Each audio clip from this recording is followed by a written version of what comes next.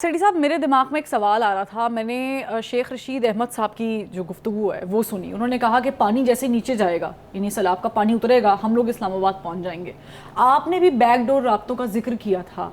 अब शेख रशीद साहब, ज़ाहिर है पानी तो उतरेगा कोई 4-5 महीनों में या 4 महीनों में, 6 महीनों में, जब भी मामला थोड़े बहुत सेटल डाउन होंगे।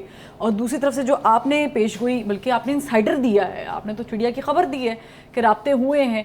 अब मुझे ये बताएं कि आपने ये तो कहा कि इमरान खान सोचेंगे अब कि वो इस्टेब्लिशमेंट पे एतबार करें या ना करें, लेकिन मेरा सवाल सेठी साहब आपसे ये है कि क्या इस्टेब्लिशमेंट भी ये सोच रही है या सोचेगी कि वो अब की बार इमरान खान पे एतबार करें या ना करें, या फिर ये दिखाया दायां जाएगा मारा बायां जाएगा? कुछ समझ नहीं आ रही है। ये बिल्कुल सही कह रहे हैं। मेरा ख्याल है ये सिर्फ इमरान खान नहीं सोच रहा और इस्टेब्लिशमेंट नहीं सोच रही कि क्या हम एक दूसरे को ट्रस्ट कर सकते हैं कि नहीं।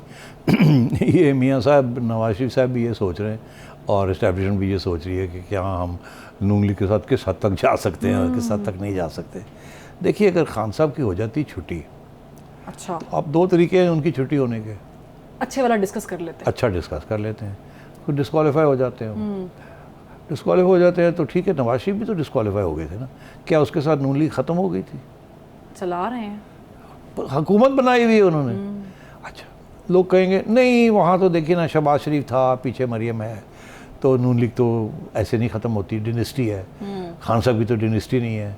खान साहब को डिस्क्वालीफाई कर दिया तो पीटीआई बेचारी उड़ जाएगी, कोई लीडर नहीं होगा। किसी को ना खान साहब मुंतखब करेंगे लीडर, वो तो एक्सेप्ट ही नहीं कर सकते कि किसी और के वाले अपनी पार्टी दी की जाए। वन मैन शो है। और ना ही किसी की हिम्मत होगी कि वो कोशिश करे लीडरी लेने की। और ये फिर पंजाब और केपी और इस किस्म की डिविजन्स भी शुरू हो जाएंगी और केपी के अंदर भी शुरू हो जाएगी लड़ाई झगड़े आपस में कि कौन इनहेरिट करेगा, ये नहीं करेगा।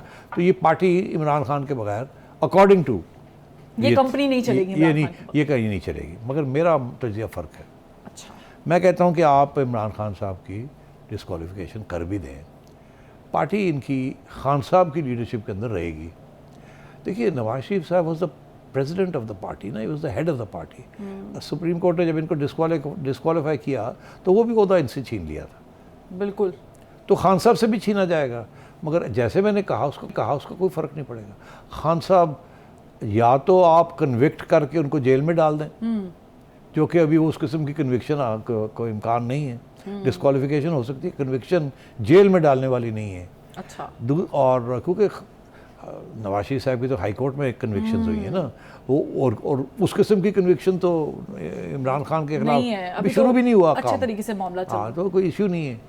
तो खान साहब तो धंधनाएंगे सड़कों के ऊपर, उनकी वो अपनी पार्टी को लेके चलेंगे, हर जगह पे वो जाएंगे, क्योंकि ओहदेदार भी नहीं होंगे, वो तो कैनवस भी करेंगे और इलेक्शन भरपूर तरीके से लड़ेंगे ताकि उनकी पार्टी जो है वो जीत के आए। और जब उनकी पार्टी जीत के आएगी और उनका ये ख्याल है कि मैं स्वीप कर जाऊंगा क्योंकि मुझे डिस्क्वालीफाई किया होगा और लोग मुझे मेरे साथ होंगे और मैं प्लेयर रहूँगा, मैं और भी बड़ा प्लेयर बन जाऊँगा, और मैं फिर मेरी जो हुकूमत है, मेरी पार्टी की हुकूमत बनेगी, वो फिर कानून तब्दील करके मुझे वापस ले आएंगे, तो व्हाट्स द बिग डील। और मैं तो बाहर बैठ के भी, बनी गाला बैठ के मैं सारा मुल्क चला सकता हूँ। ज़रूरी है मैं प्राइम मिनिस्टर हाउस में जाके बैठूँ?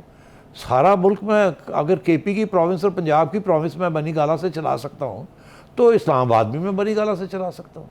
तो जैसे बुज़दार एक डमी मैंने बनाया था, एक और मैं डमी बना दूंगा। पावर तो मेरे पास है, तो पावर मेरे से कौन छीनेगा? फैसले तो मैं करूँगा, देखा जाएगा फिर क्या है। और कौन सा माई का लाल है पीटीआई के अंदर जो खान साहब की बात नहीं मानेगा? खान साहब कहेंगे ये करो तो वो नहीं करेगा, सब करेंगे। तो इसलिए डिस्क्वालिफिकेशन के साथ खान साहब का सियासी करियर ख़त्म नहीं होता और पीटीआई हवा में ख़त्म नहीं हो जाएगी, पहली बात। दूसरी बात ये है फरवा कि इलेक्शन कब होंगे और कैसे होंगे, अहम सवाल। जो मैंने जो खबर दी थी वो ये खबर दी थी कि कोशिश की जा रही है दो किस्म की। एक किस्म की कोशिश जिसमें अलवी साहब ने, प्रेसिडेंट साहब ने इशारा किया है कि जी ऑपोजिशन और गवर्नमेंट के दरमियान मेरी कोशिश है ब्रिजेस बनाई जाए, और बड़ा खुफिया है अभी प्री विचुअल। ये पहले भी हमने सुना था कि सेकंड लेवल कॉन्टैक्ट्स जो है वैसे वो कोई काम नहीं करते, लेकिन इसमें वो बढ़ चढ़ के हिस्सा ले रहे हैं। मगर जो जिसका हवाला मैंने दिया था, जिसकी अब कुछ थोड़ी बहुत और भी सीनियर एनालिस्ट ने इसकी हिमायत की है कि इस्टेब्लिशमेंट के सीनियर सर किसी ने खान साहब के साथ बात की है। बात की।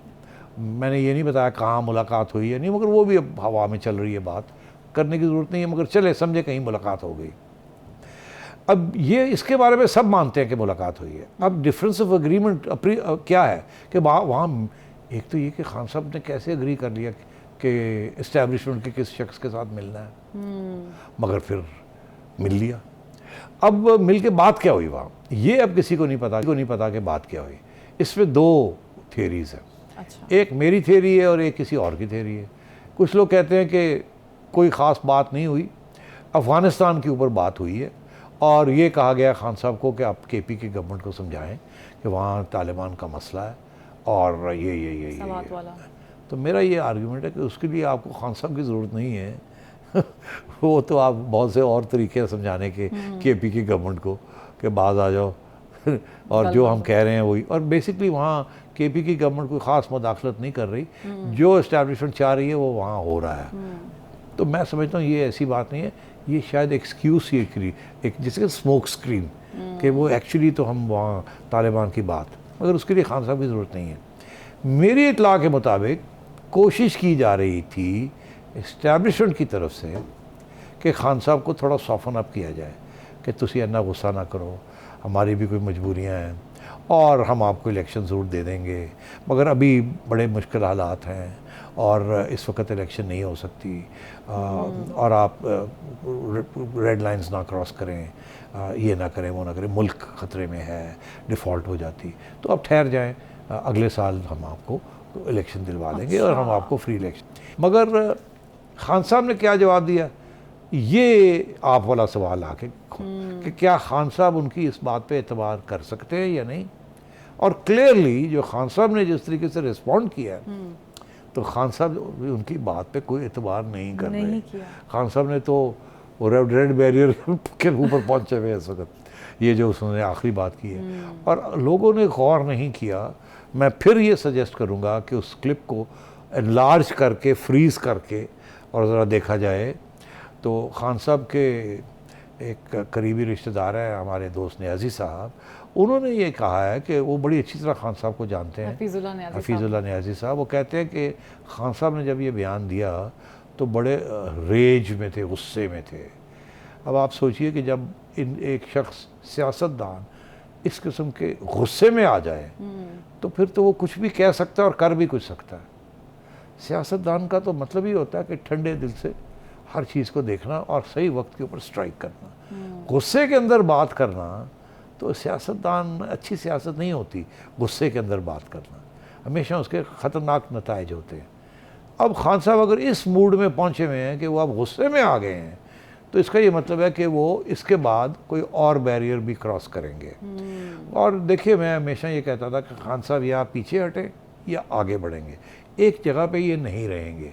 उनका फ़लसफ़ा इस वक्त ये है कि कीप अटैकिंग, अटैक करें ताकि इस्टेब्लिशमेंट के अंदर से डिविजन्स हों और वहाँ पॉलिसी चेंज करवाई जाए। और वो नरमी के साथ नहीं हो सकती, वो अटैक के साथ ही हो सकती। तो वो अब अटैक पे हैं। तो मैं ये समझता हूँ इस्टेब्लिशमेंट इस वक्त कोशिश कर रही है कि खान साहब को ठंडा किया जाए और ये टाइम पास किया जाए ताकि इस टाइम के अंदर खान साहब ठंडे हो जाए और उस स्टेज पे आया जाए जहाँ की बात आगे बढ़ा सके। क्योंकि देखिए, खान साहब को आप ख़त्म नहीं कर सकते, PTI को आप डिसअपेयर नहीं कर सकते, नून लीग को आप ख़त्म नहीं कर सकते, नवाज शरीफ को आप डिसअपेयर नहीं कर सकते। बिल्कुल ऐसे ही है ना। तो फिर ये है कि किसी न किसी स्टेज पे रिकन्सिलिएशन भी होनी पड़ेगी और आइन के मुताबिक मुल्क को आगे भी ले जाना पड़ेगा। तो जो आरिफ अलवी साहब कह रहे हैं, जो बातचीत का ब्रिज बना रहे हैं, आपको लग रहा है कि वो ब्रिज जब आगे तक जाएगा वो बन गया है? मेरा नहीं ख्याल अभी बना है। अच्छा, दो तरफ कार्रवाई चल रही है। एक तरफ कोशिश की जा रही है कि बातचीत जारी रहे, और ये बाय द वे यही फ़लसफ़ा था नून लीग का जब वो वोट ऑफ नो कॉन्फिडेंस की तरफ बढ़ रहे थे। तो उसी इस्टेब्लिशमेंट को जिसको इन्होंने अटैक किया था उसके साथ बातचीत भी चल रही थी। Talk talk, fight fight. ठीक। इधर भी खान साहब भी सेकंड लेवल पे टॉक टॉक, ऊपर से फाइट फाइट। उधर से भी बिल्कुल ऐसे ही है, टॉक टॉक, फाइट फाइट। तो ये अब कहीं ना कहीं जाके ये talk talk, fight fight resolve होगी इशू। अब वो कब होगा और कैसे होगा, as I said, watch this space. ये माह जो है सितंबर इज़ वेरी इंपॉर्टेंट और उसके बाद अक्टूबर उससे भी ज़्यादा इम्पॉर्टेंट है, और नवंबर फाइनली बहुत इम्पॉर्टेंट है।